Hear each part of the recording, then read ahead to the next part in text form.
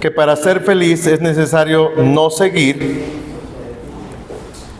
Entonces, número 2, siendo que en Cristo Él cumplió como justo, pagando por nosotros como injustos, nosotros en la obra de Cristo debemos ser felices. Ser feliz en Cristo implica, número 2, aprender a no detenerse. Salmo 1, voy a leer la Nueva Versión Internacional.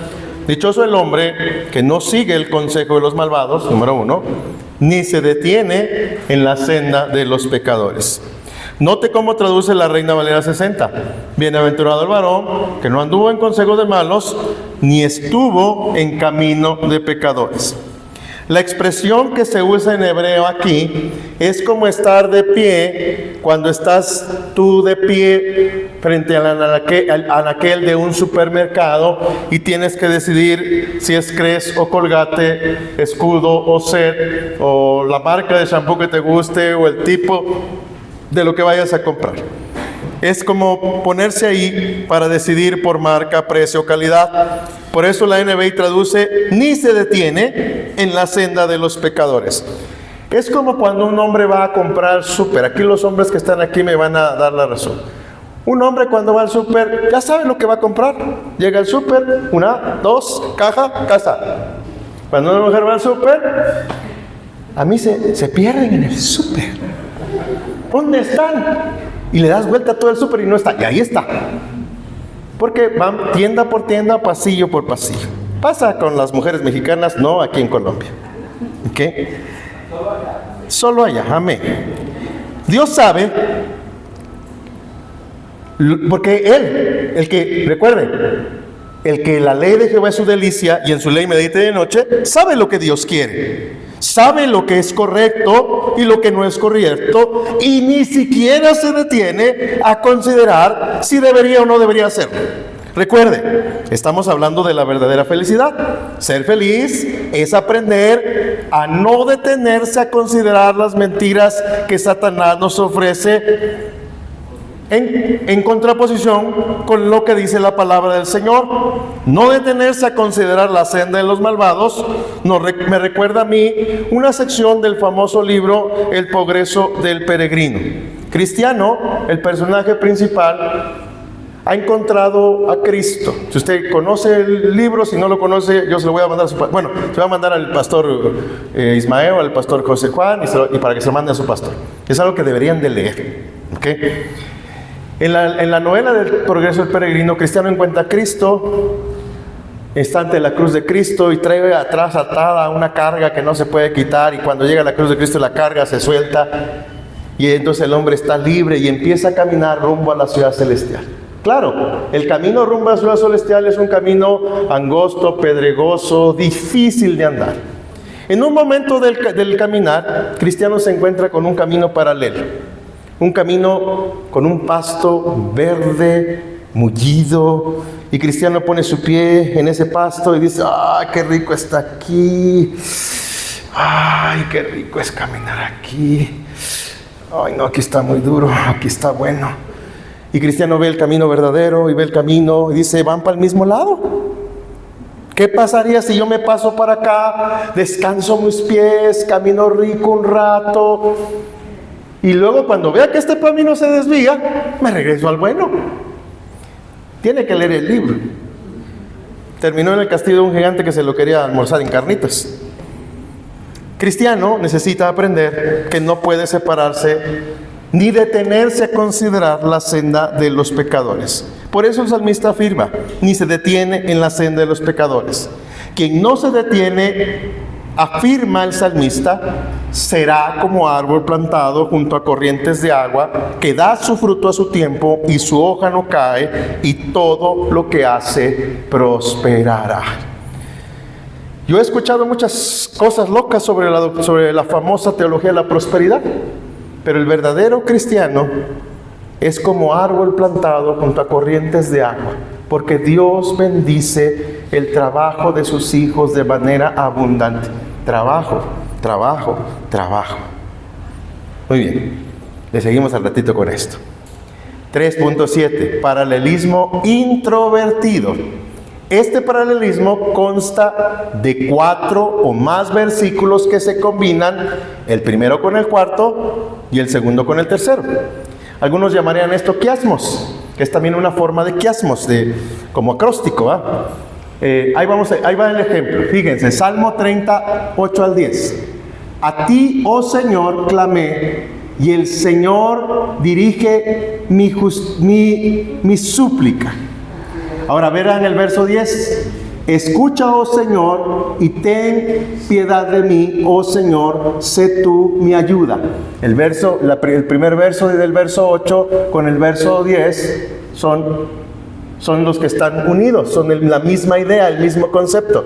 El verso 9 tiene dos estrofas o dos párrafos.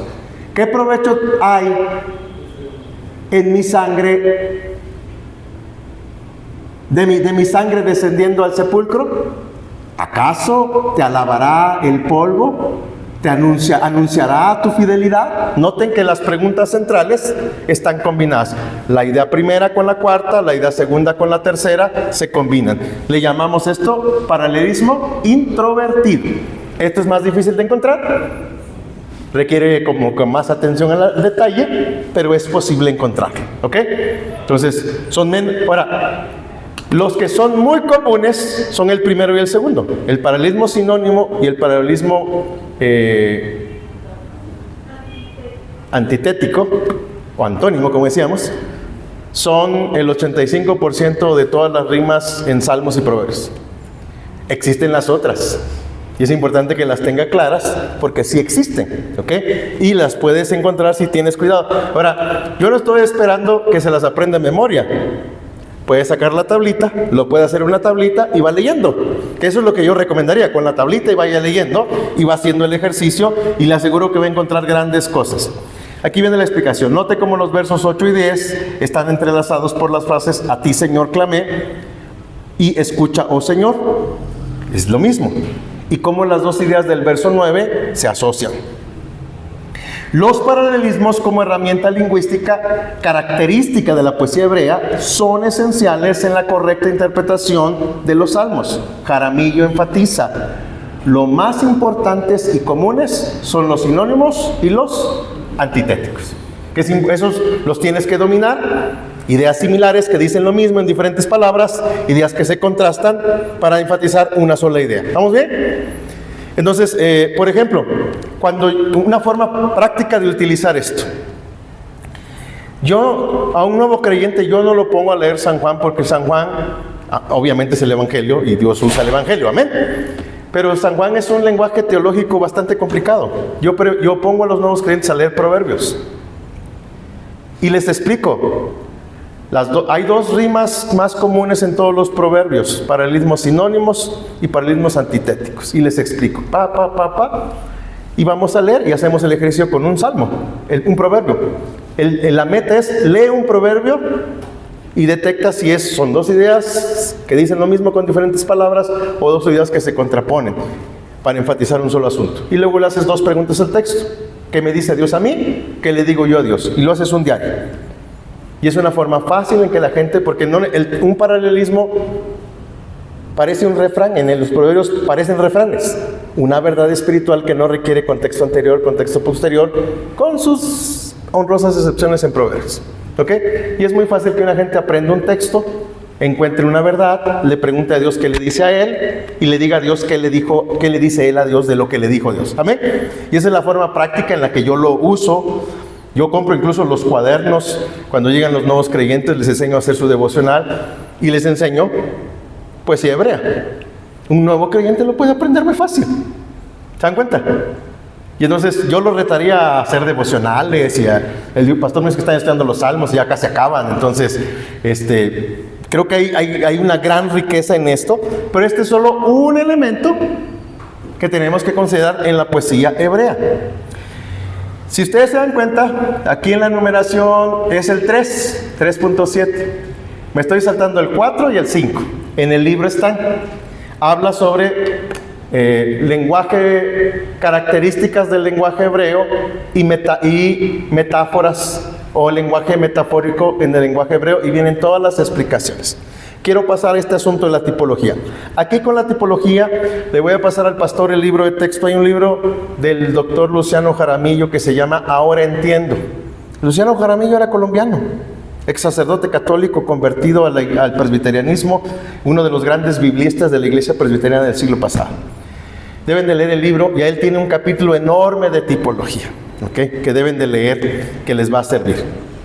Ahora, Luciano Jaramillo llama a esto el sentido típico de la Biblia y dice: la tipología es una herramienta necesaria para entender y encontrar conexiones de pensamiento teológico entre el Nuevo y el Antiguo Testamento.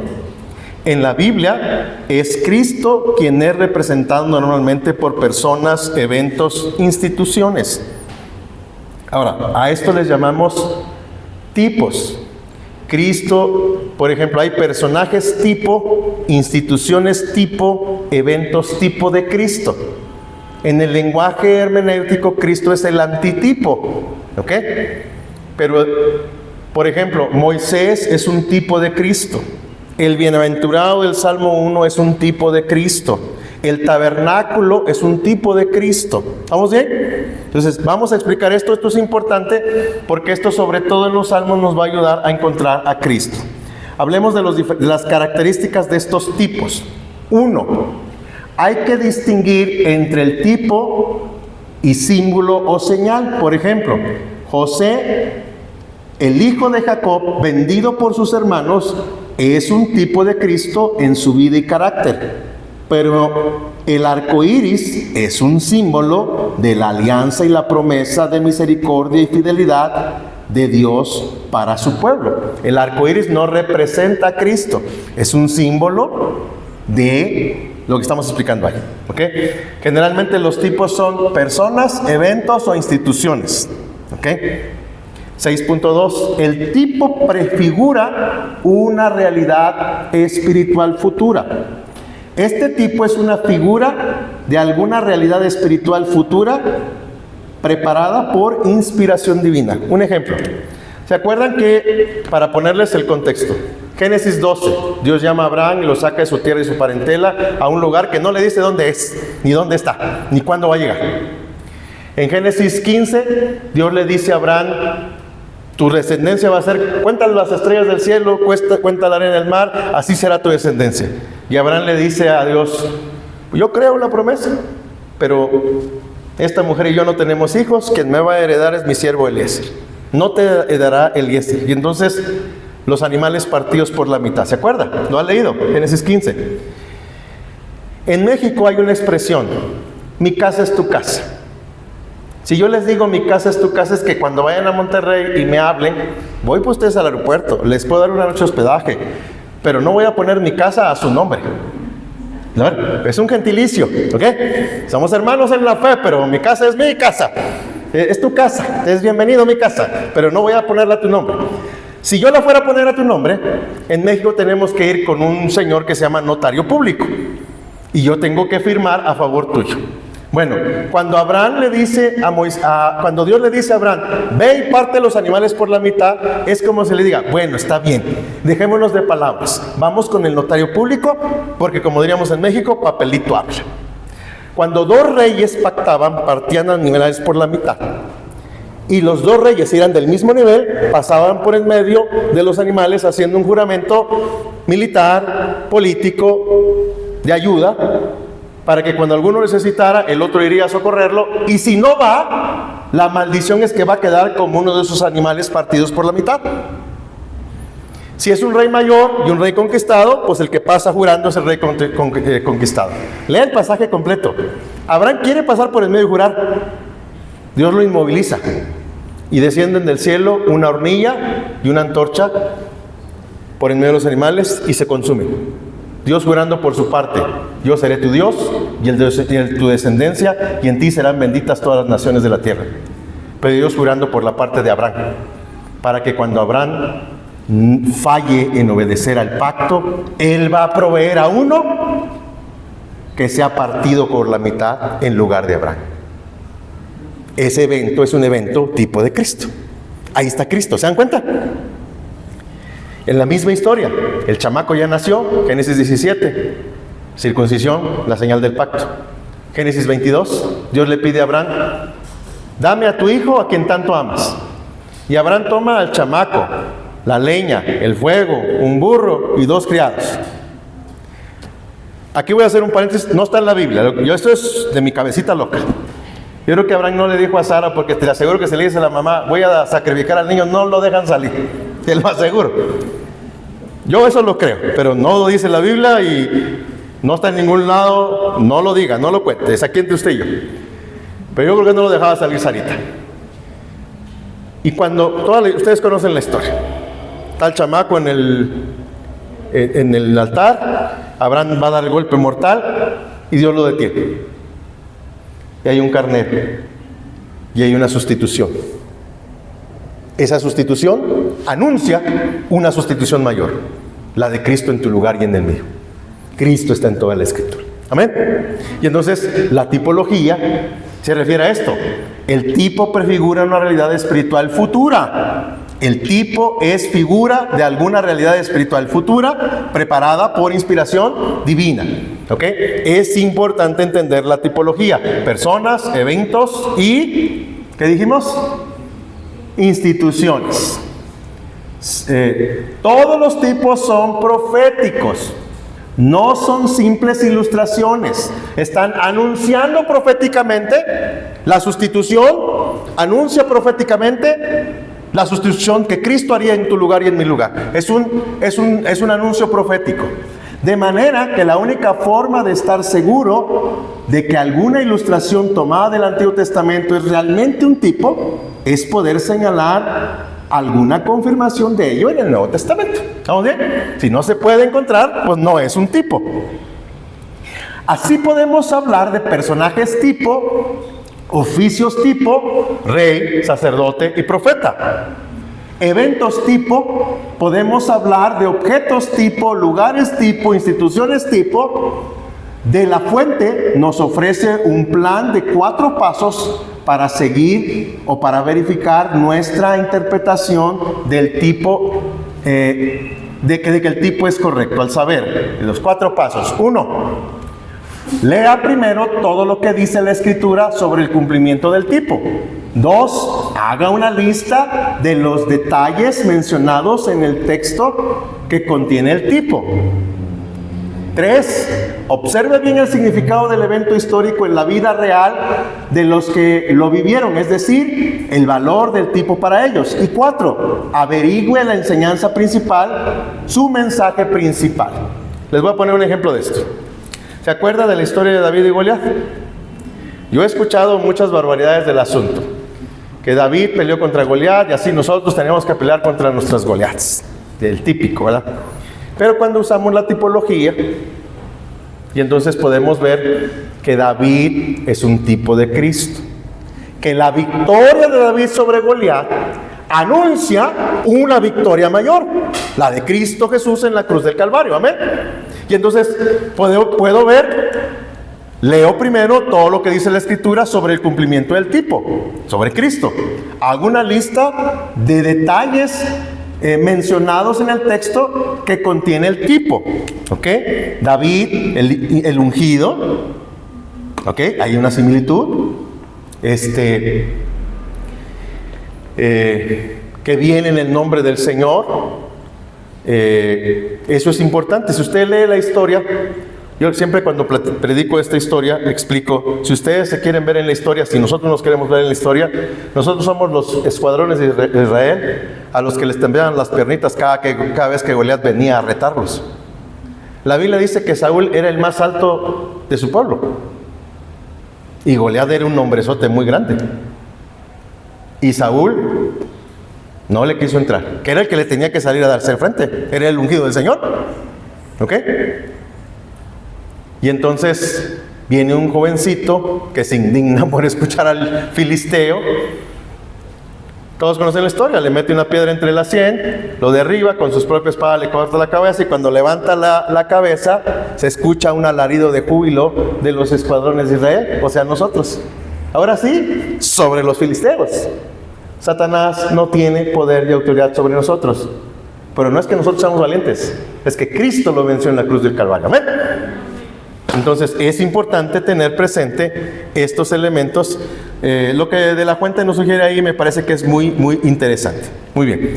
Eso es bien importante en todo este proceso, porque esto nos va a ayudar a entender el asunto. Lo siguiente, yo voy a hacer aquí una explicación de la teología del pacto como paradigma hermenéutico. Sí recomiendo que los estudiantes de MINS tomen el curso de Julian Sun sobre teología del pacto. ¿Okay?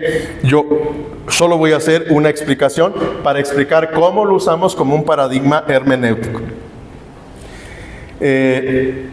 Ahí viene la explicación busquen el curso de Julian Sun. Si no lo tiene, con mucho gusto yo se lo paso al pastor Juan José, y él se lo pasa a su pastor, y su pastor se los pasa a ustedes con mucho gusto, sin problemas. Ahora, aquí viene el esquema.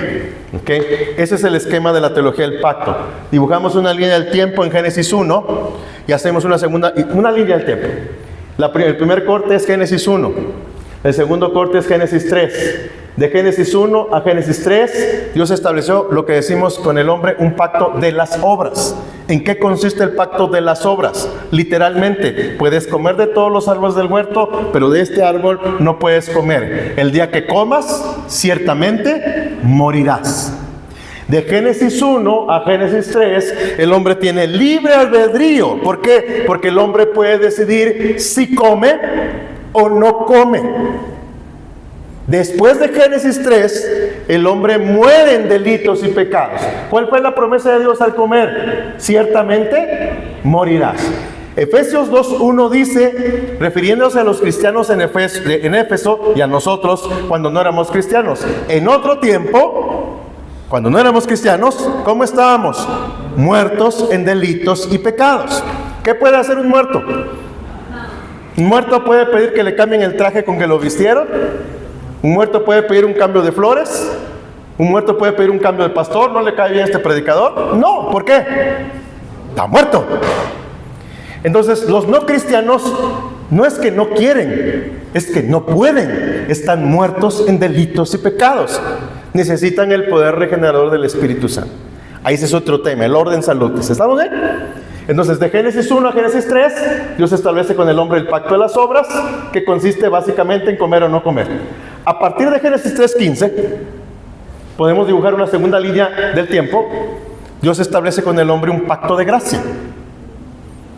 Pondré enemistad entre tu simiente y su simiente. Se está refiriendo a la simiente de la mujer. Note que la palabra simiente está en singular. Simiente. Se está refiriendo a una sola persona. Está apuntando a Cristo. Esta te aplastará la cabeza, anunciando la victoria de Cristo en la cruz del Calvario. Pero tú le morderás el calcañar, recordando los sufrimientos de la cruz. Génesis 3:15. Por eso a Génesis 3:15 los teólogos lo llaman el proto-evangelio o el Génesis del evangelio. A partir de Génesis 3:15 tenemos el pacto con Adán, el pacto con Noé, el pacto con Abraham, el pacto con Moisés, el pacto con David y el anuncio del nuevo pacto en el Nuevo Testamento. El pacto de gracia que empieza en Génesis 3:15 se divide en dos grandes pactos: antiguo pacto y nuevo pacto. En griego, recuerde que en hebreo, la palabra pacto, berit, la traducción literal es corte. Cuando leemos en el principio creó Dios los cielos y la tierra, la palabra que traducimos como creó es berit. En el principio cortó Dios los cielos y la tierra, porque en el sentido hebreo, para hacer un pacto o un contrato, tiene que haber corte y por lo tanto derramamiento de sangre. Por eso se parten los animales por la mitad. ¿Ok? Por eso se corta el prepucio del varón. Por eso se corta el cuello del borrego, de la res en el sacrificio. Tiene que haber corte. En el principio creó Dios los cielos y la tierra. Pacto. Berit. Recuerden que la Biblia se traduce del hebreo al griego con la famosa traducción de los 70s para los estudiantes. Y entonces en griego hay dos palabras que se traducen pacto: diateque y sunteque. Diateque se refiere a un pacto entre iguales, a un contrato. Y sunteque tiene que ver, es un pacto o un acuerdo, pero es un pacto, un acuerdo como cuando hacemos un testamento. Los traductores de la Biblia en hebreo al griego tienen que decidir cómo traducir berit, y deciden no traducir diateque, porque el acuerdo entre Dios y los hombres no es un acuerdo entre iguales, y deciden usar sunteque. Recuerden, la Biblia fue traducida del hebreo al griego y del griego al latín, y el latín se traduce Antiguo Testamentum y Nuevo Testamento. De ahí viene esto que nosotros llamamos Antiguo Testamento y Nuevo Testamento. Correctamente debe ser Antiguo Pacto y Nuevo Pacto. En Adán se hace la promesa de la simiente. En Noé la simiente está en riesgo. Dios destruye a la humanidad, pero guarda la simiente. El arco iris es símbolo de la perseverancia de Dios con la simiente que estuvo en riesgo. ¿Qué pasaba en Noé? Los hijos de Dios le están dando sus hijas a los hijos de los hombres. Desde ahí el matrimonio mixto está prohibido. Con Abraham se añade el tema de la familia. Yo seré tu Dios y el de tu descendencia, y en ti serán benditas todas las naciones de la tierra. Hay un sentido misionológico. Con Moisés se añade la ley de Dios. Con David se añade el concepto del rey. En Jeremías se añade el concepto del nuevo pacto. Viene Cristo, y Cristo es el cumplimiento de todas las promesas del Antiguo Testamento, y el Nuevo Testamento ilumina el Antiguo Testamento. Todo el Antiguo Testamento apunta, señala y muestra a Cristo. Por eso la tipología y la doctrina del pacto es esencial. Esta es la manera en la que los reformados estructuramos la Biblia. Esta es nuestra estructura de la Biblia. Con esta estructura, toda la Biblia es pacto de gracia. Toda la Biblia habla, apunta y señala a Cristo. En sentido teológico diríamos, toda la Biblia es pactual. Si toda la Biblia es pactual, toda la Biblia apunta, señala y muestra a Cristo. Si es pactual, es cristocéntrico. Si es cristocéntrico, ¿qué hizo Cristo en el mundo? Predicó el Evangelio. Anuncia el Evangelio. Estas tres cosas son esenciales como modelo hermenéutico, porque en cada pasaje de la Biblia tengo que verificar en qué parte del pacto estoy, ver si hay un personaje, un evento o un suceso que anuncia a Cristo, o cómo lo anuncia, en el contexto de la teología del pacto, cómo está Cristo mostrado y cómo se presenta el Evangelio. ¿Se dan cuenta? Y toda la Biblia es cristocéntrica y toda la Biblia presenta el Evangelio. ¿Por qué? Porque toda la Biblia es pactual. Es un resumen en 5 minutos de un curso de 40 horas. ¿Vamos bien? Pero creo que es interesante y creo que los desafiaría a vamos a estudiar el curso. Okay, eso espero que surja, ¿verdad? Viene toda la explicación, ¿verdad? Que ya no voy a dar porque se las acabo de dar completa. Y entonces tenemos el pacto de las obras, Génesis 1 a Génesis 3. De Génesis 1 a Génesis 3, voy a regresar atrás. Aquí hay 3 temas: creación, caída y redención. Génesis es principio o introducción. Génesis 1, 2 y 3 habla de creación, caída y redención. ¿De qué habla la Biblia? Creación, caída y redención. Toda la Biblia habla de creación, caída y redención. Ahora, cuando hablamos del pacto de obras, podemos hablar de los asuntos de otros asuntos relevantes en el pacto de las obras. Podemos hablar del matrimonio, podemos hablar del sebat y podemos hablar del trabajo. Todo está ahí. Ahí están los principios bíblicos. Obviamente les animo a tomar el curso. ¿Ok? Ahora voy a explicar esta parte, que esto es importante. Decimos que antes de la fundación del mundo, Dios estableció un pacto que llamamos pacto de redención.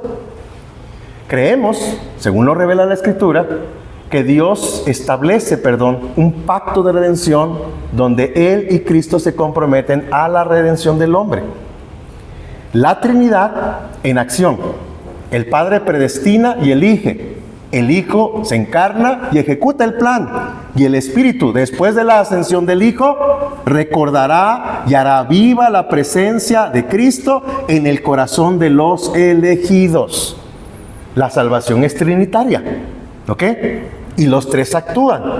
Y eso es importante tenerlo presente. Luego está la explicación del pacto de gracia, que ya les hice a muy grosso modo, ¿ok? Ahí viene toda la explicación. Quiero resaltar algunas cosas del pacto. Dios solo trata con los hombres a través de pactos. Siempre Dios va a tratar con los hombres Dios trata con nosotros a través del pacto de gracia. ¿Ok? Y eso es esencial. Es deber del intérprete ubicar no solo de manera histórico-gramatical su pasaje bíblico, sino ubicarlo correctamente en el esquema del pacto. Este esquemita de aquí atrás.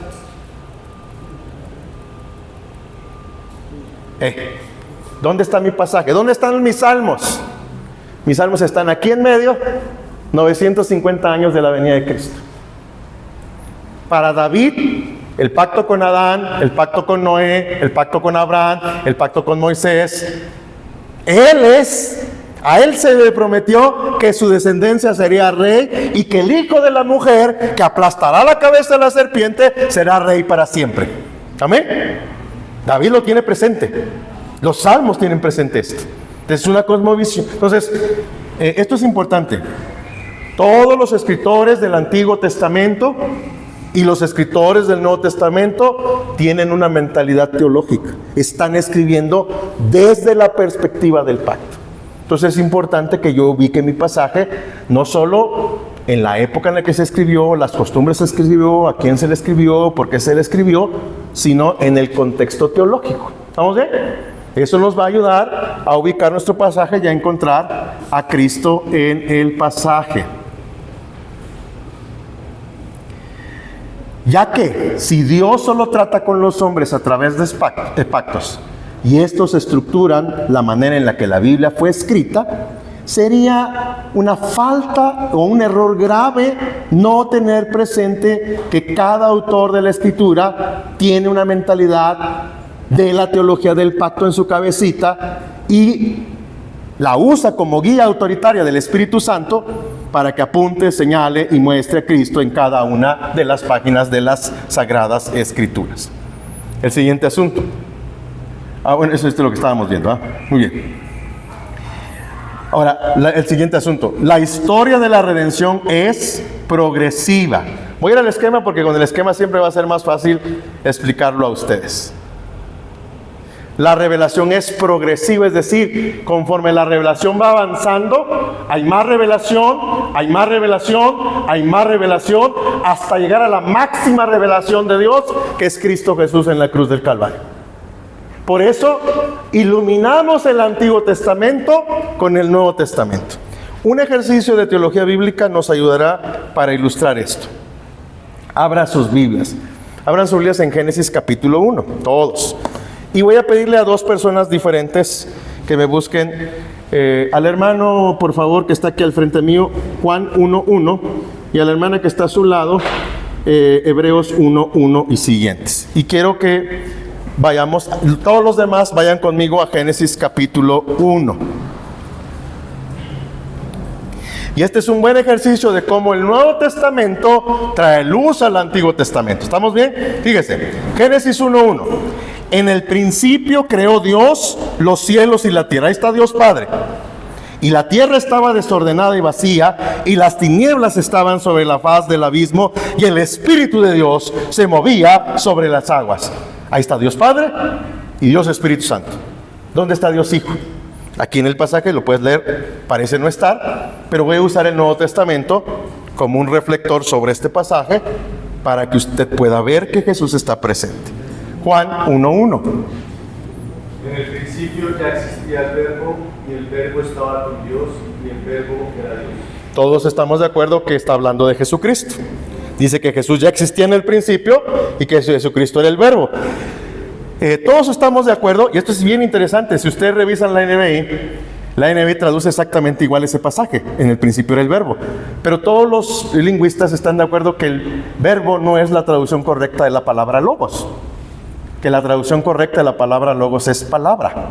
Que debíamos de traducir, en el principio ya existía la palabra, y la palabra era Dios, y la palabra era desde el principio. Con eso vamos a Hebreos 1:1. ¿Qué dice? Dios habiendo hablado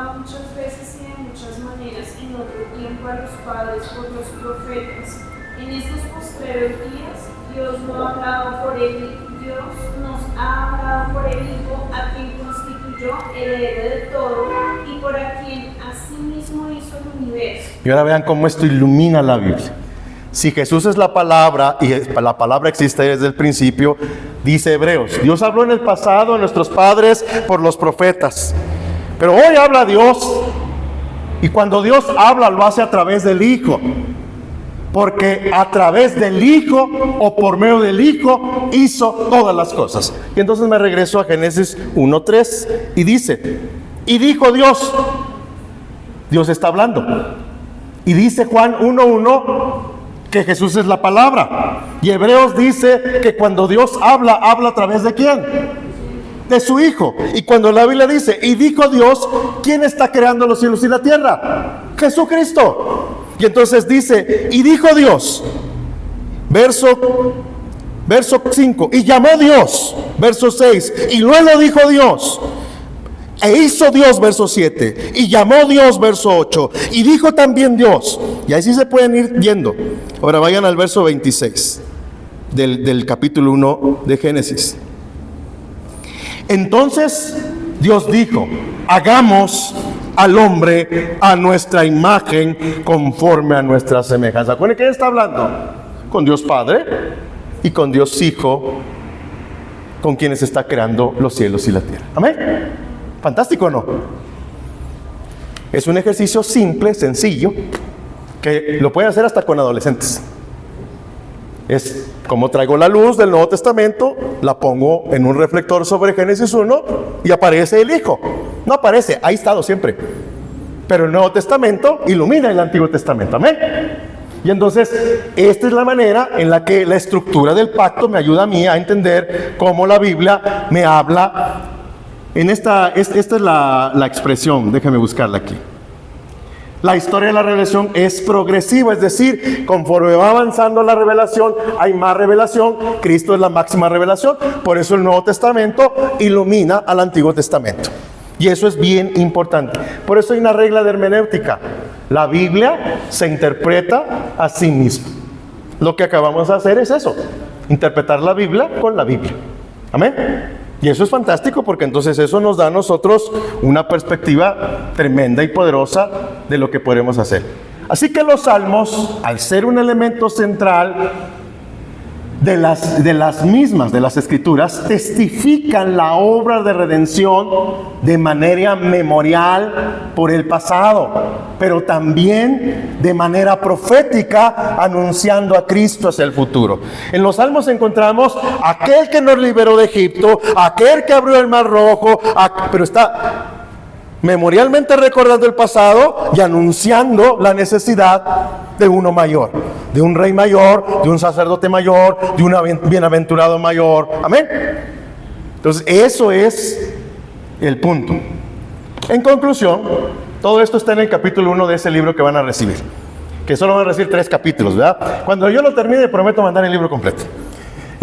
Dice, no pretendo escribir un comentario a los 150 salmos. Sí, hay personas que van a tomar esta clase con estos 3 capítulos y las 3 lecciones o los 3 capítulos del libro de Belcher, que van a ser 6 capítulos. Su tarea va a ser comentar un salmo. El pastor lo va a calificar y cuando esté aprobado, ese salmo va a ser un anexo de este libro, en el apéndice, a partir del capítulo 9. ¿Ok? De ahí para adelante.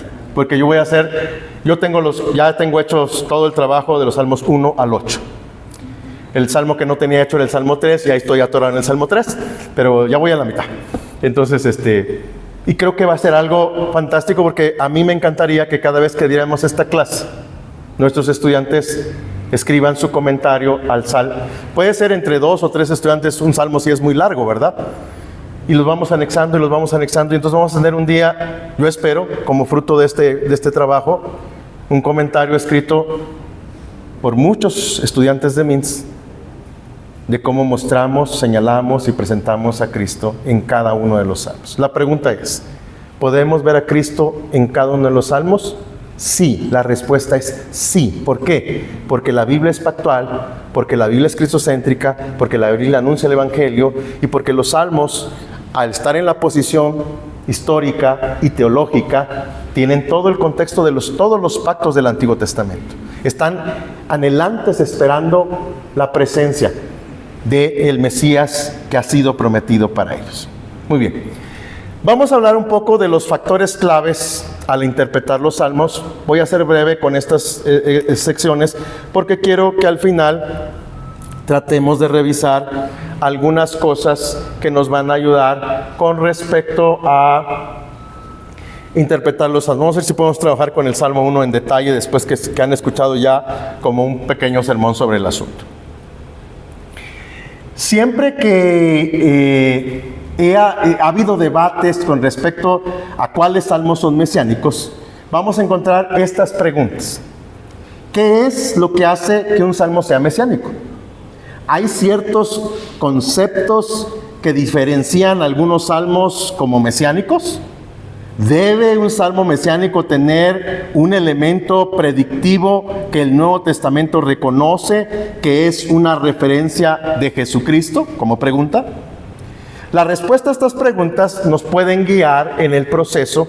Tenemos que reconocer que hay salmos que son típicamente puestos como mesiánicos. Salmo 2, Salmo 16, Salmo 22, Salmo 116, que innegablemente hablan de Cristo porque están hablando del reinado. ¿Ok? Pero hay salmos que no parecen ser tan claramente mesiánicos y que tenemos que encontrar a través de la tipología, de la interpretación de los paralelismos, del contexto del pacto, cómo señalan y apuntan a Cristo, y que ese es nuestro trabajo, porque si un judío no converso llegara a entrar a nuestra iglesia y nuestro pastor está predicando sobre los salmos y el judío se va contento y felicita a nuestro pastor por su sermón, tendría que haber un problema, porque el judío se tendría que poner furioso porque el pastor está diciendo que Cristo está aquí en este salmo. Y tendría que estar furioso porque él no cree en Jesucristo. ¿Estamos bien? Entonces tendríamos que tener un problema. Y entonces, mucho de la teología liberal o de la alta crítica insiste en no usar estas herramientas que yo les he presentado a ustedes para no señalar a Cristo a la gran mayoría de los salmos y dejarnos solo estos pequeños salmos para hacerlo. Ahora, hay distintos enfoques sobre este asunto. Voy a pasar muy rápido sobre algunos de ellos. Van a tener en el anexo del librito que van a recibir toda esta información. ¿Qué características son necesarias para que un salmo sea mesiánico?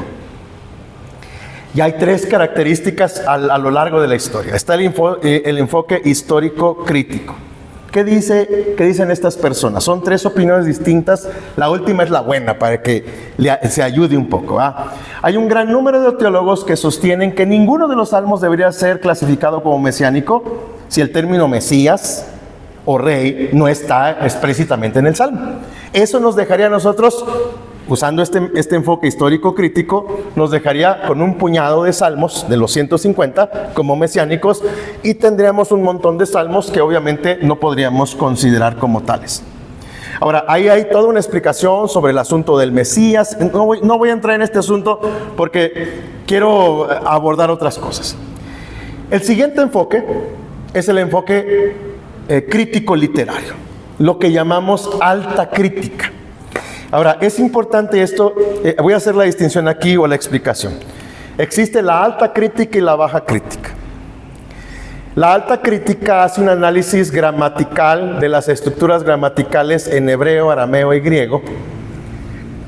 Es una escuela que tuvo un auge a finales del siglo XIX, principios del XX. Es una escuela que ya está en desuso, que ya pasó de moda, pero tuvo su fuerza muy grande. En México tuvo una fuerza en los años 70, 80 y 90, cuando nuestra iglesia fue atacada por el liberalismo teológico. Aún hoy tenemos en nuestra iglesia, nosotros somos una iglesia un poco más grande que ustedes, nosotros tenemos 7,000 templos presbiterianos. Entonces, tenemos 13 seminarios residenciales. Entonces es una iglesia grande que camina despacio y que cuando atacan la denominación, la atacan en los seminarios institucionales y empiezan a enseñar teología liberal, que fue lo que empezó a pasar, y empezaron a enseñar alta crítica. En la alta crítica, para ponerles un ejemplo, hacen el análisis, por ejemplo, del Deuteronomio, de los 5 libros del Pentateuco, y dicen, bueno, Moisés no pudo haber escrito todo esto. Y aquí, que se repite la palabra Jehová, esta vez tiene que ser una escuela, la vamos a llamar escuela ya vista. Y donde se usa el nombre Elohim, esta es la escuela eloísta. Los sacerdotes tuvieron su propia opinión y está la escuela sacerdotal. Y hablan de 4 fuentes del Pentateuco más Moisés. Tienen toda una explicación, todo un rollo, y eso hace que la compilación del Pentateuco, como usted lo conocemos, no es la que usted y yo creemos.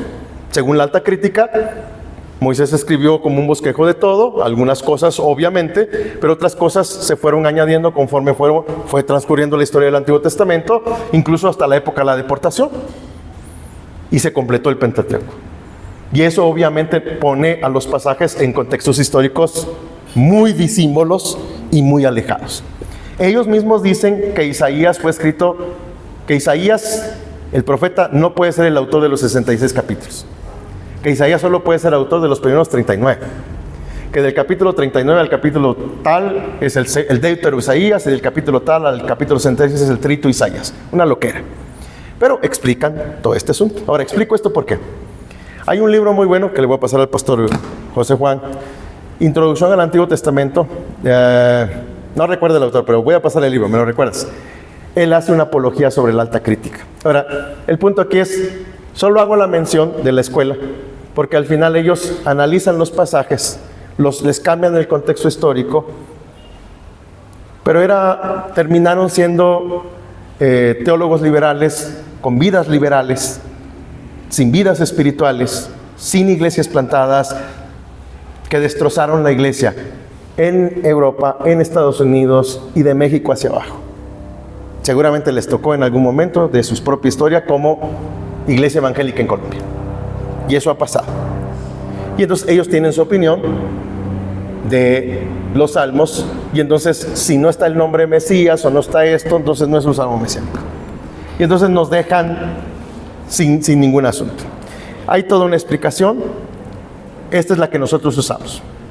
A esto le llamamos baja crítica, al análisis histórico-gramatical, es decir, ¿a quién fue escrito originalmente? Por ejemplo, el Pentateuco. ¿Quién escribió el Pentateuco? Moisés. ¿Quiénes fueron? Obviamente Moisés no escribió su muerte, esa partecita la tuvo que añadir seguramente Josué, ¿estamos bien?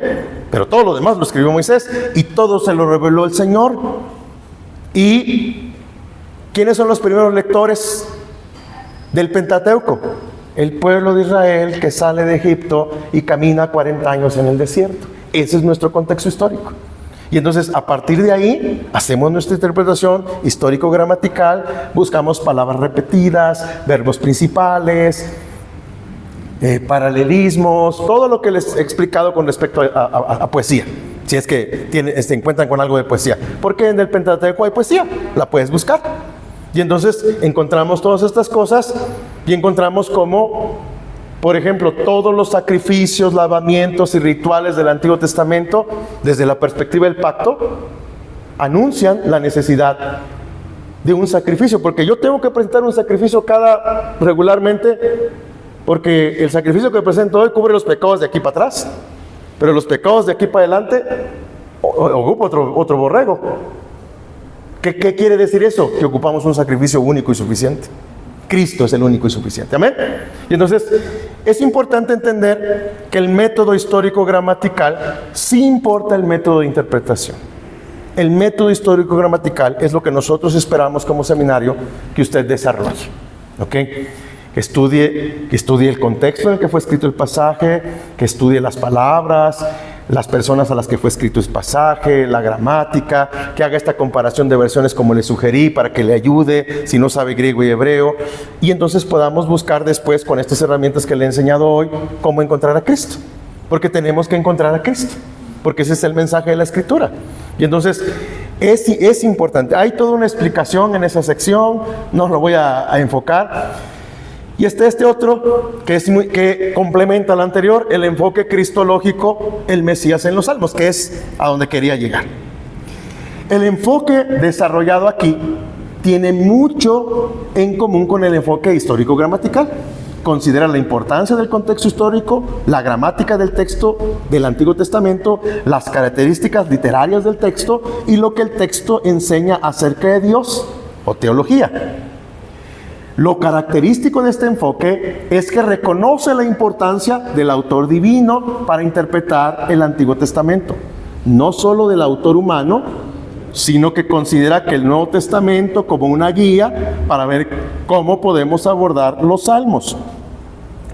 Y aquí voy a hacer esta explicación, cómo entendió Jesús los salmos. Y Jesús nos dejó un ejemplo. Van a leer la explicación, se las voy a platicar aquí. ¿Se acuerdan que después de resucitado Jesús se encuentra con unos cristianos que van camino a Emaús?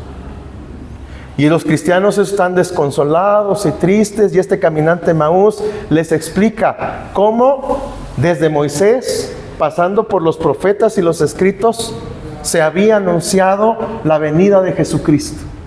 ¿Qué está haciendo Jesús ahí? Le está presentando, está hablando de... ¿Cuándo reconoció a Cristo? Cuando partió el pan, ¿se acuerdan? Porque lo habían visto partir el pan.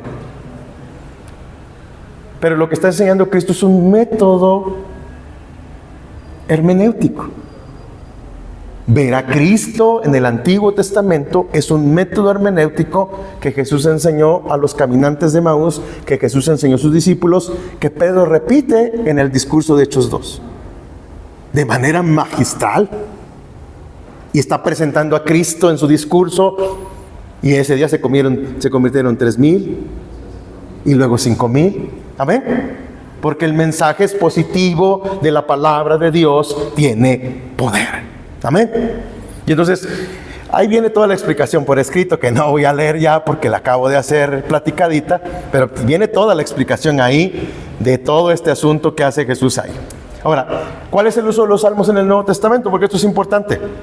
El enfoque de todos los salmos se relaciona a Cristo. No solo los típicos salmos mesiánicos tradicionales que están citados en el Nuevo Testamento, y tenemos que considerar mucho de esto. Los salmos mesiánicos tradicionales son considerados mesiánicos por los eruditos porque son citados explícitamente en el Nuevo Testamento. El siguiente cuadro voy a enumerar este tipo de salmos. Salmo 2.2, citado en Hechos 13.33, Salmo 8, citado en Marcos 21.16 y Marcos 12.36, y ahí están las citas. En el libro, yo solo puse 4 aquí, en el libro hay como 40, ¿okay? Que mi consejo es, vaya y cotéjelo, ¿okay? Uno por uno, y revíselo, que es importante que lo revise, ya aunque no tome la clase acreditada, haga el ejercicio de ir y revisar por su santidad. Realmente le va a bendecir, ¿ok?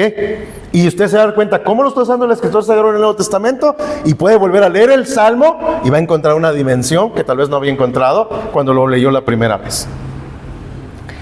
Así que hay una metodología para predicar y enseñar los salmos en relación con la persona y la obra de Cristo, que tiene que ver con todo esto que lo hacemos. Pero esto tiene que ver con sus notas que están en ese apéndice. Las siguientes preguntas específicamente son útiles para estudiar los salmos. 1. ¿Dónde se encuentran las pausas estructurales? Esto ayudará a dividir el salmo en secciones más importantes. Y para esto hay que leer el Salmo una y otra y otra y otra y otra y otra y otra. Mi consejo: copie y pegue el Salmo, quítele los números de los versículos y deje el Salmo pelón. Y léalo una y otra y otra y otra y otra hasta que lo vomite. Y luego léalo en una versión como la NBI y compárelo.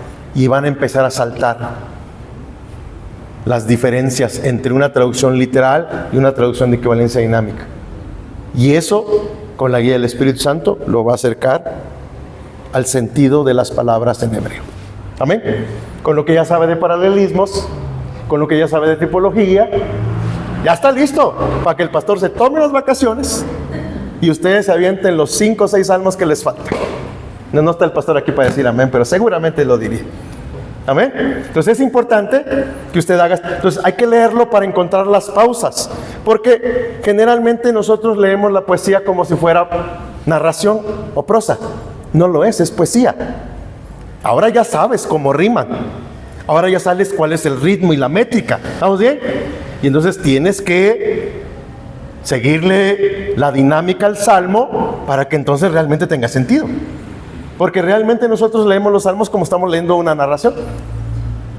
Y ahí es donde le perdemos todo. Porque hay cosas, por ejemplo, cuando lean la sección de metáfora, a veces dice, ¿cómo? Por ejemplo, será plantado junto a corrientes de agua, será como árbol plantado. La metáfora es el árbol plantado junto a corrientes de agua. Pero ¿de quién está hablando? Del bienaventurado, del justo. El justo será como, y nos pone una metáfora. El que no es justo será como que arrebata el viento. ¿Se da cuenta? Y entonces las dos grandes metáforas del Salmo 1 no es el bienaventurado.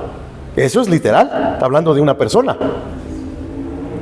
Pero la metáfora es el árbol plantado junto a corrientes de agua y es la hojarasca que arrebata el viento. Y ahí hay metáforas muy interesantes. Si usted creció, yo crecí en un pueblito en el sur de México, donde hacia abajo había un, no sé cómo le llaman aquí, pozo o noria, y había unos árboles de mango de más de 80 metros, y corría un arroyo. Yo crecí en esa parte de México. En esa parte de México solo hay dos estaciones: el verano y la estación del tren. Todo el tiempo es verano. O sea, yo no conocí el otoño y el invierno hasta que me fui a vivir al norte de México. Yo no había visto que se cayeran las hojas nunca de un árbol, porque en ese lugar las hojas del árbol nunca caían y siempre había mango verde, medio maduro, maduro, muy maduro y otra vez verde. Siempre había. Y yo comí mango de todos los sabores, colores. Nunca me hizo mal el mango verde, pero no lo coma. Con chilito y chile. Pero yo nunca vi que se cayeran las hojas de esos árboles. Entonces, cuando yo leo el Salmo 1, a mí viene ese lugar en Chiapas con esos árboles de mango de 80 metros, que uno los trepaba para cortar los mangos, y su hoja nunca caía. Entonces, haga la pregunta para que encuentre el ritmo, encuentre el espacio, encuentre dónde termina una idea y dónde empieza otra idea. ¿Se dan cuenta? Y entonces puede estructurarlo. 2, ¿cuál es el tono o el modo del salmo? ¿Es un salmo de lamento o de queja? Muchos son, Señor, mis enemigos. Muchos son los que dicen, no hay para él ayuda en Dios, mas tú, Jehová, eres mi escudo. El hombre se está quejando. Es cuando como le vienes a llorar a tu mamá: mamá, dice la maestra que estoy feo. Y para la mamá uno no es feo. Uno es... Aquí están las que son madres, ¿verdad? Sí, nuestros hijos son hermosos. Después les cuento otra cosa. 3, entonces el tono, el ritmo. Por ejemplo, el hermano que hablamos de Salmo 148, ¿verdad? Alaben, alaben, alaben, alaben. ¿Qué salmo es? ¿Qué tipo de paralelismo es? Dijimos escalonado. Alaben, alaben. ¿Y por qué alabamos al Señor? Por quien es. Y él me decía, es que dice que Él es el Señor. Alaben porque Él es el Señor del vapor. ¿Y qué tiene que ver el vapor conmigo? Hay que leerlo el pasaje, pero seguramente está hablando de Él es el Señor de la creación, incluyendo el vapor. Parece insignificante, sí, pero Él es el Señor también del vapor. Amén. Alaben, alaben, alaben, alaben. Ahí hay un ritmo, ¿se dan cuenta? Que generalmente lo leemos. En México hay un himno, no sé si canten aquí himnos ustedes, pero en México yo pertenezco a una denominación que canta himnos antiguos. Hay un himno que es grande, grande gozo hay en mi alma hoy. Y a veces cantamos grande gozo hay en mi... como si se murió el Señor, ¿verdad? Que el Salmo está alabando. Alaben, alaben, alaben. Tenemos que estar alabando. Tienes que encontrarle el ritmo al Salmo. ¿Vamos bien? Si está llorando, si está quejando, pues tal vez... ¿Estamos bien? Tienes que encontrarle de qué está hablando, cuál es el tono del Salmo. Ya que todos los salmos son poesía, uno debería preguntar si hay alguna descripción visual, metáfora o cualquier otro recurso poético en el Salmo. ¿Hay algo ahí? En el Salmo 1 es muy claro. El árbol plantado junto a corrientes de agua y la hojarasca que es llevada por el viento. ¿Ok? Ahí están las metáforas. Quien la palabra de Dios es su delicia, será como árbol plantado. Quien no se detiene, quien se detiene ante la senda de los malvados, será como la hojarasca que arrebata el viento. Hay una metáfora ahí, la tienes que identificar. ¿Ok? Recuerde, es una metáfora. No es que yo me voy a hacer árbol. Está hablando metafóricamente de esa figura, de ese árbol que no se seca, que no cae su hoja. ¿Ok? Hay palabras claves, conceptos que se repiten en el Salmo. Por ejemplo, en Proverbios la palabra que más se repite es sabiduría. Un buen ejercicio es ver cuántas veces se repite la palabra sabiduría, por ejemplo, en Proverbios. Y te vas a encontrar un número bastante considerable. Es un gran ejercicio para leer Proverbios. Lea Proverbios y vaya subrayando cada vez que dice sabiduría, sabiduría, y las cuenta al final, y me lo cuenta el próximo año. Claro, porque estaría larga, ¿verdad? Entonces, el Salmo, por ejemplo, el Salmo 119, la ley de Jehová es perfecta, que infunde nuevo aliento. El testimonio de Jehová es fiel, que hace sabio al sencillo. ¿Se dan cuenta? Es un paralelismo. ¿Qué tipo de paralelismo? Está hablando de la ley de Dios. ¿Ok? 5. Yo creo que ya me pasé. Vamos a hacer una... Bueno, déjenme acabar aquí y luego regresamos para cerrar. 5. ¿Cuál parece ser la idea principal en el Salmo? Estas preguntas te ayudarán a definir el tipo de Salmo que es, ver la distinción correctamente al género en el próximo capítulo, en el libro bien, el cual te ayudará a comprender el mensaje de Salmo, o sea, de qué está hablando. ¿Ok? Eso es bien importante. Y eso no va a salir si no lo lees, si no lo lees, si no lo lees, si no lo lees, si no lo lees, si no lo lees, si no lo lees. Hay que leerlo una y otra y otra y otra y otra. Los comentarios bíblicos les van a ayudar. Al profesor le voy a mandar, Lutero comentó los Salmos, Calvino comentó los Salmos, hay muchos comentarios a Salmos, pero lo que yo espero es que ustedes comenten los Salmos. Yo esperaría, no sé, 5, 6, 7, 8 Salmos comentados. Algunos que son largos se los compartan entre 2 o 3 y los trabajen y los trabajen y los trabajen, porque no sabes cómo bendice leer desde nuestro propio... Una de las ventajas de MINTS es que este es un seminario que genera sus propios contenidos a través de sus propios estudiantes graduados. Y no sabes lo importante que es que un mexicano, que un chileno, que un argentino o que un hispano en África o en Asia te lea. Es impresionante. Dios los puede usar poderosamente. Les aseguro que Dios los quiere usar. Que Dios quiere usar con ese salmo que vas a comentar. Hay que comparar con... Una vez que hicimos todo el trabajo y que ya escribí, entonces voy y veo los comentarios. ¿Ok? Yo ya escribí y se van a sorprender. ¡Wow! Calvino y yo estamos on fire. Sí, claro, tenía razón Calvino. Es que Calvino fue a la palabra, el Espíritu Santo lo dirigió, tú fuiste a la palabra, el Espíritu Santo te dirigió. Pues hay cosas que van a coincidir. Claro, Calvino escribió para su época, tú tienes que escribir para tu época. ¿Sí me entiendes? ¿Por qué? Porque el hombre posmoderno hoy, estábamos platicando con el pastor, me estaba platicando que aquí en Colombia los animales ya no son mascotas, sino son, ¿cómo dijo pastor? Seres sintientes. Le fumaron grueso. Claro. Pero entonces, puedo abortar un bebé hasta 16 semanas y es legal, pero si el perro está llorando me van a llevar a la cárcel. ¿Se da cuenta? No estoy diciendo que maltrate a sus mascotas. Si tiene una mascota, es trabajo. Hay que cuidarla, porque es un ser creado por Dios, pero no tiene la imagen y semejanza de Dios como ese bebé a quien le quitan la vida. Bien, vamos a parar ahí, vamos a tomar 10 minutos de receso, son 6:15, regresamos 6:25 y vamos a tener como 35 minutos para un cierre y conclusión.